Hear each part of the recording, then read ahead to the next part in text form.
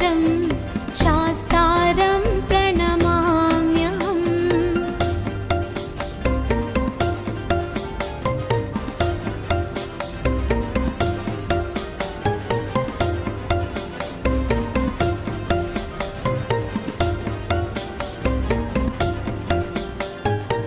पाण्ड्यवंश तिलकं भारते केली विग्रहम् आर्तत्राणापरं देवं शास्तारं प्रणमाम्यहम्। पञ्चरत्नाख्य मे तद्यो नित्यं शुद्धः पठेन्नरः तस्य प्रसन्नो भगवान् शास्ता वसति मानसे।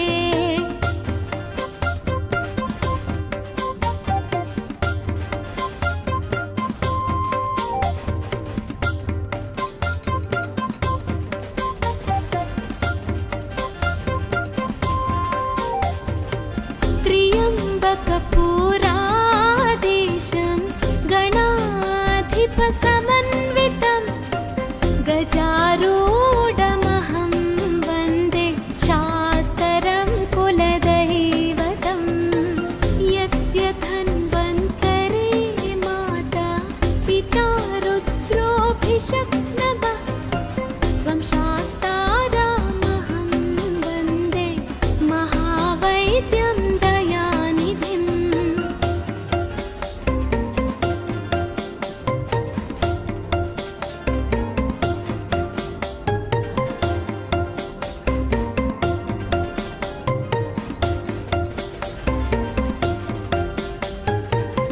अरुणोदया सङ्काशं नीलकुण्डलधारणं नीलाम्बरधरं देवं वन्देऽहं ब्रह्मानन्दम्। चापबाणं वामस्ते चिन्मुद्रां दक्षिणकरे विलसत्कुण्डलधरं वन्देऽहं विष्णुनन्दनम्।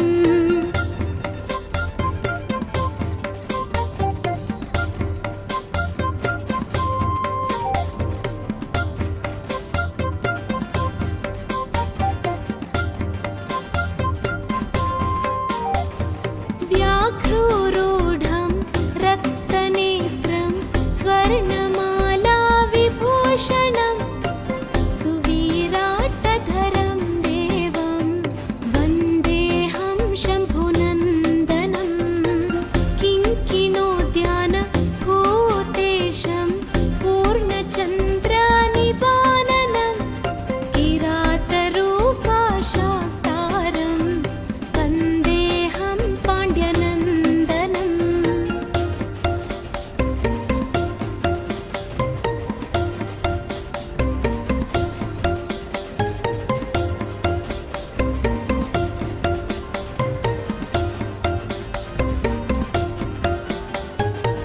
भूतभेटाळ संसेव्यं काञ्चनाद्रिनिवासितं मणिकण्ठामिति ख्यातं वन्देऽहं शक्तिनन्दनम्।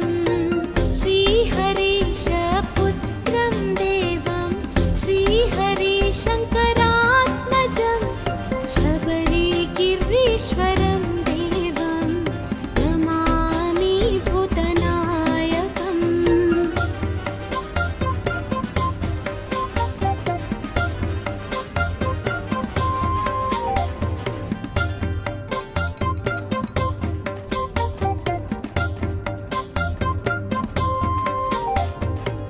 जगत्प्रियं जगन्नाथं जगदानन्ददायकं जगदीशं कृपापूर्णं नमामि भूतनायकम्।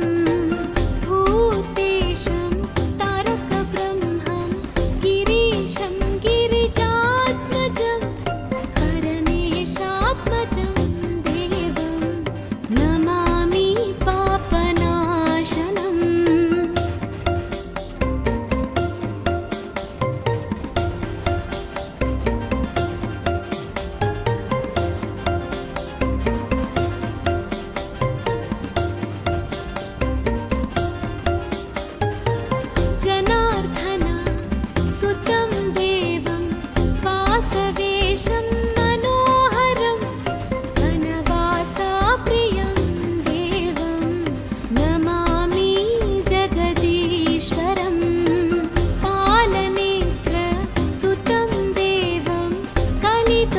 दोषनिवारणं बालरूपं लोकानाथं नमामि शबरीश्वरम्।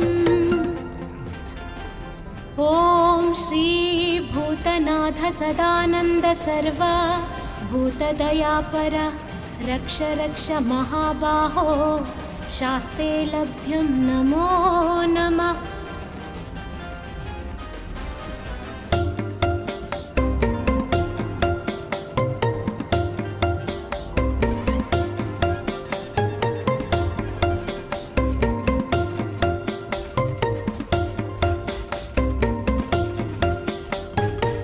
लोकवीरं महापूज्यं सर्वरक्षाकरं विभुं पार्वतीहृदयानन्दा शास्तारं प्रणमाम्यहं।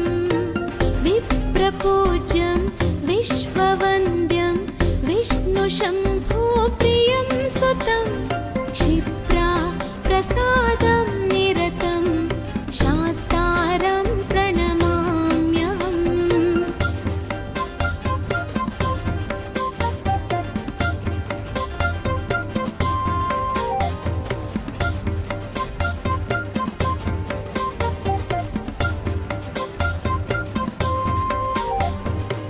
मत्तमातङ्ग गमनं कारुण्यामृतपूरितं सर्वविघ्नहरं देवं शास्तारं प्रणमाम्यहम्।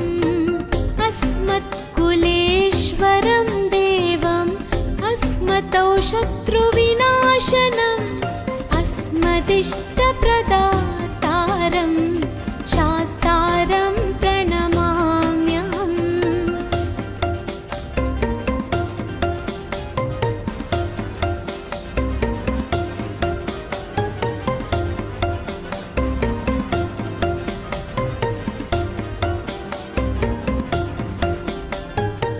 पाण्ड्यवंश तिलकं भारते केली विग्रहम् आर्तत्राणापरं देवं शास्तारं प्रणमाम्यहम्। पञ्चरत्नाख्य मे तद्यो नित्यं शुद्धः पठेन्नरः तस्य प्रसन्नो भगवान् शास्ता वसति मानसे।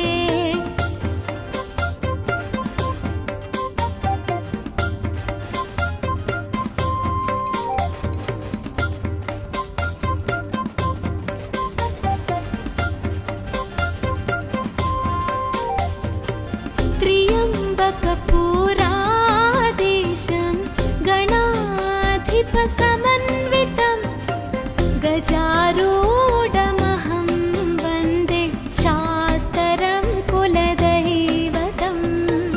यस्य धन्वन्तरे माता पिता रुद्रोऽभिषक्तवः त्वं शास्तारामहं वन्दे महावैद्यं दयानिधिम्।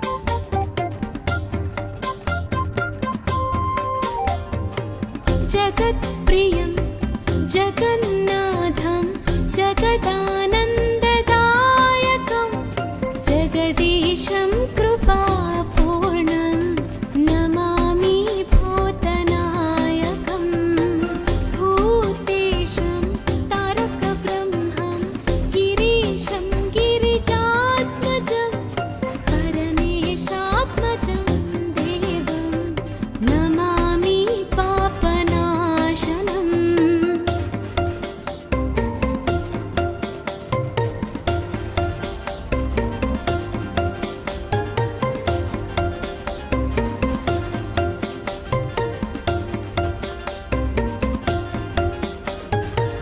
जनार्दन सुतं देवं वासवेशं मनोहरं वनवासप्रियं देवं नमामि जगदीश्वरं पालनेत्र सुतं देवं कलिदोषनिवारणं बालरूपं लोकानाथं नमामि शबरीश्वरम् ॐ श्री भूतनाथ सदानन्द सर्व भूतदयापर रक्ष रक्ष महाबाहो शास्ते लभ्यं नमो नमः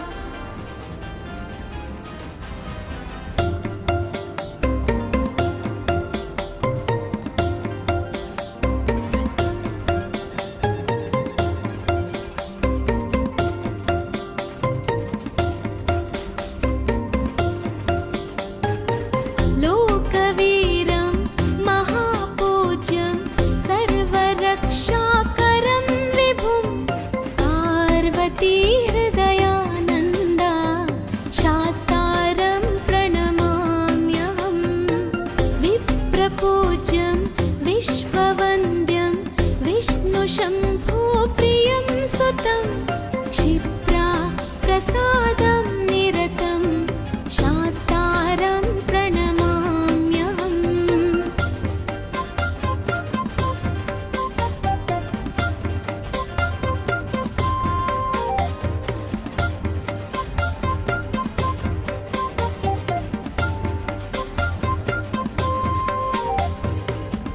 मत्तमातङ्ग गमनं कारुण्यामृतपूरितं सर्वविघ्नहरं देवं शास्तारं प्रणमाम्यहम् अस्मत्कुलेश्वरं देवम् अस्मतौ शत्रुविनाशनम् अस्मदिष्टप्रदातारं शास्तारं प्रणमाम्यहम्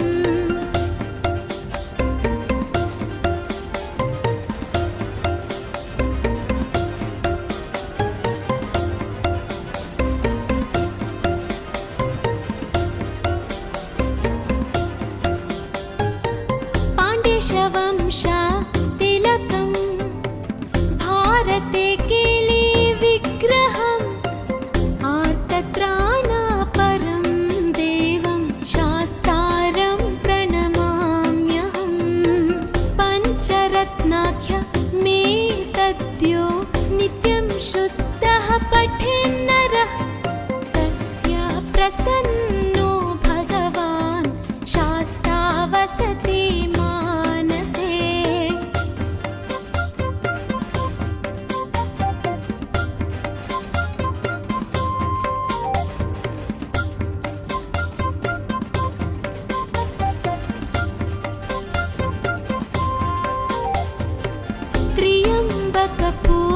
त्र्यम्बकपुराधीशं गणाधिपसमन्वितं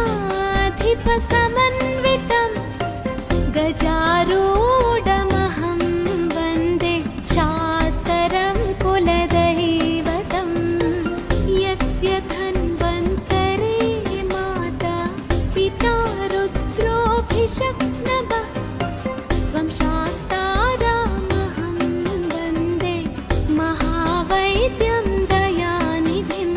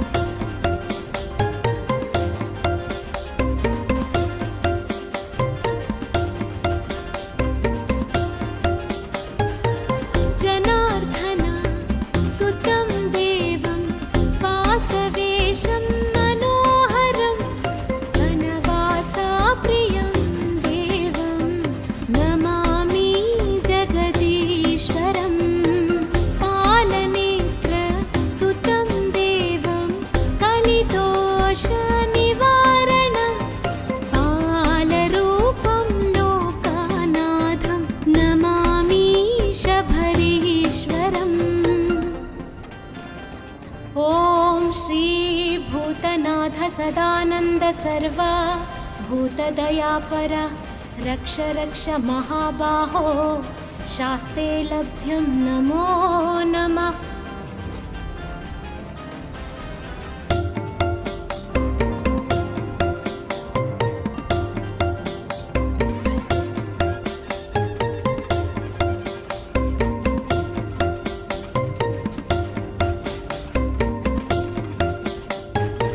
लोकवीरं महापूज्यं सर्वरक्षाकरं विभुं पार्वती हृदयानन्दा शास्तारं प्रणमाम्यहं। विप्रपूज्यं विश्ववन्द्यं विष्णुशम्भुप्रियं सुतं क्षिप्रा प्रसादं निरतं शास्तारं प्रणमाम्यहम्।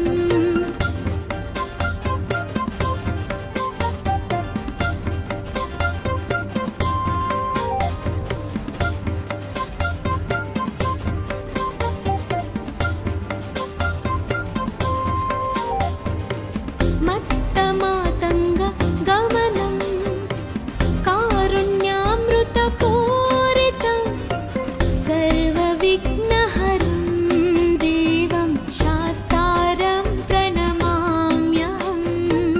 अस्मत्कुलेश्वरं देवम् अस्मतौ शत्रुविनाशनम् अस्मदिष्टप्रदातारं शास्तारं प्रणमाम्यहम्।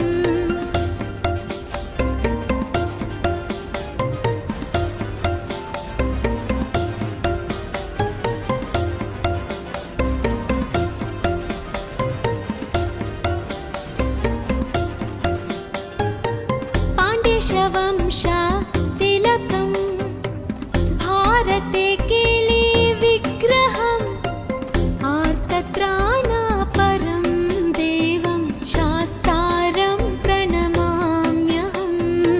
पञ्चरत्नाख्यमेतद्यो नित्यं शुद्धः पठेन्नरः तस्य प्रसन्नो भगवान् शास्ता वसति मानसे।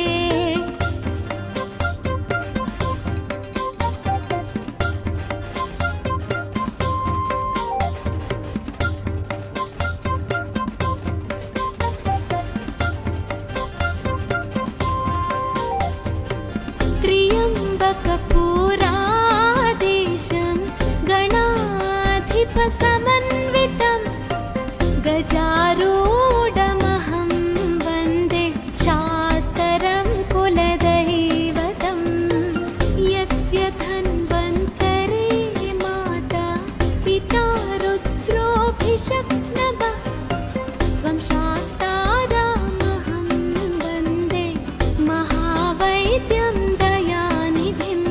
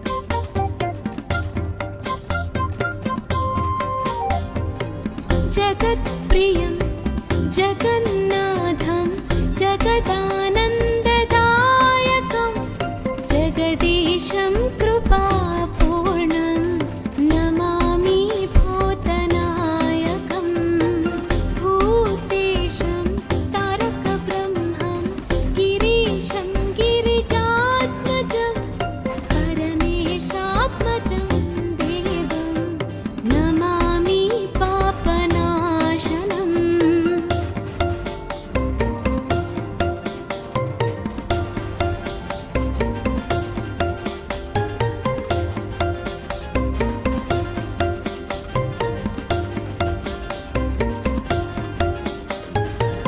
जनार्दन सुतं देवं वासवेशं मनोहरं वनवासाप्रियं देवं नमामि जगदीश्वरं पालनेत्र सुतं देवं कलिदोषनिवारणं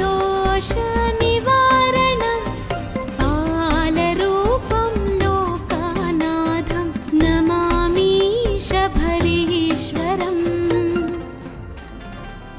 ॐ श्री भूतनाथ सदानन्द सर्व भूतदयापर रक्ष रक्ष महाबाहो शास्ते लभ्यं नमो नमः।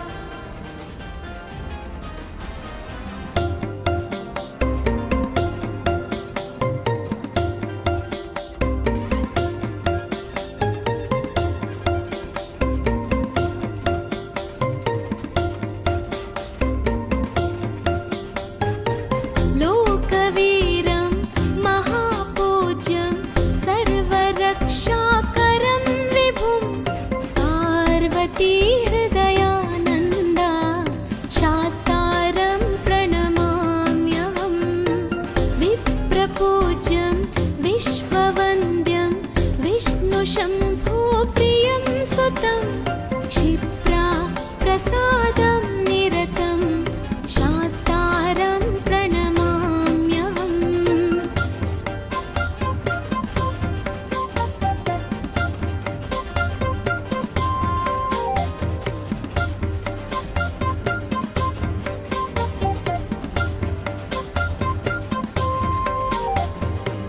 मत्तमातङ्ग गमनं कारुण्यामृतपूरितं सर्वविघ्नहरं देवं शास्तारं प्रणमाम्यहम् अस्मत्कुलेश्वरं देवम् अस्मतौ शत्रुविनाशनम् अस्मदिष्टप्रदातारं शास्तारं प्रणमाम्यहम्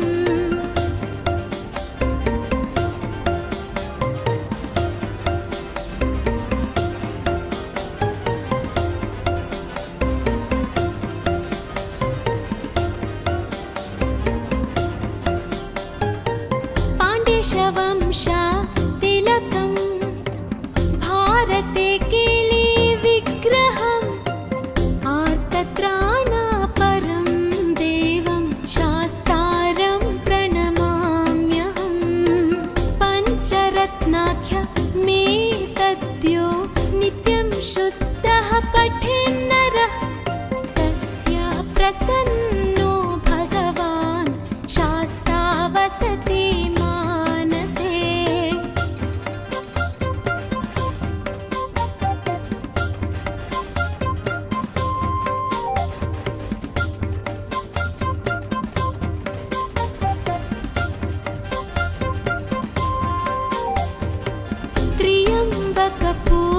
त्र्यम्बकपुराधीशं गणाधिपसमन्वितं गजारूढमहं वन्दे शास्त्रं कुलदैवतं यस्य धन्वन्तरे माता पिता रुद्रोऽभिषक्तमः त्वं शास्तारामहं वन्दे महावैद्यं दयानिधिम्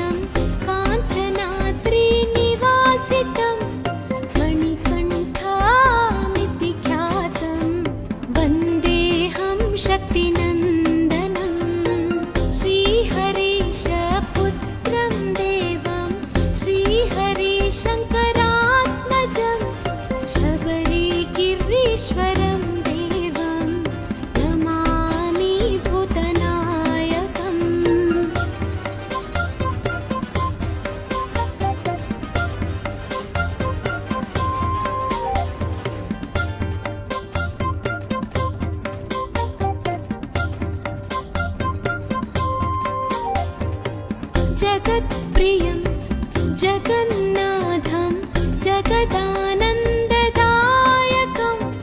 जगदीशं कृपापूर्णं नमामि भूतनायकं भूतेशं तारकब्रह्मं गिरीशं गिरिजात्मजं परमेशात्मजं देवं नमामि पापनाशनम्